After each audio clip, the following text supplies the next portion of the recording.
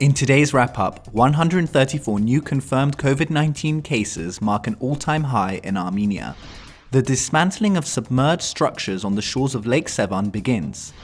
The UNDP has released a report on global pandemic preparedness, and Armenia has opened its border with Georgia for 3 days. The Health Ministry has confirmed 134 new cases of COVID-19, marking an all-time high in new cases. Thus, the total number of cases has risen above 2,000. 29 more recoveries were reported and 2 more deaths. Health Minister Vardan Petrosyan reported that regarding the 134 new cases, most had contact with each other, with many infected during a funeral. Petrosyan added that the government has decided that if the increased growth rate continues, then asymptomatic people and people with mild symptoms will be required to recover at home to secure spaces for people with more serious symptoms. Currently, 59 people are in serious condition, 17 in critical condition, with 6 on ventilators.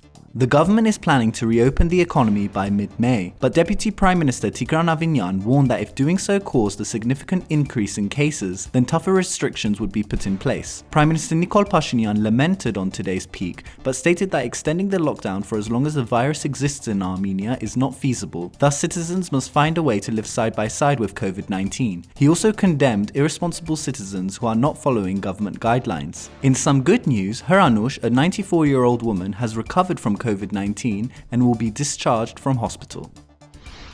According to the Ministry of the Environment, works have begun to demolish submerged structures on the shores of Lake Sevan. The ministry announced that around 70,000 square meters of structures under the waterline will be dismantled. Moreover, the government announced that it will demolish state-owned structures, and buildings which are private-owned will have to be demolished by owners, or the government will intervene and conduct the demolition. Owners will then have to reimburse the government.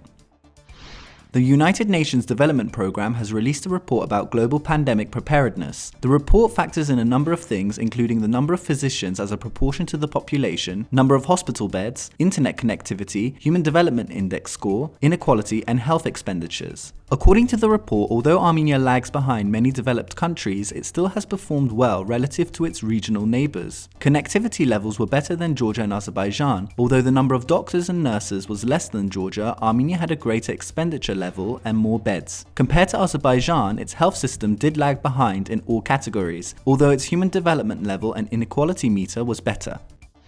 Armenia will open its land border for 3 days for Georgian citizens wishing to cross into Georgia. According to a Georgian Foreign Ministry statement, this is to allow Georgian citizens on flights coming into Yerevan to be allowed to return to Georgia. Namely, Belarusian airline Belavia is conducting flights between Europe and Armenia and will carry a number of Georgian citizens. The Georgian Foreign Ministry will also organize buses to transport citizens from Yerevan to Georgia. The Armenia-Georgia border has been closed since mid-March.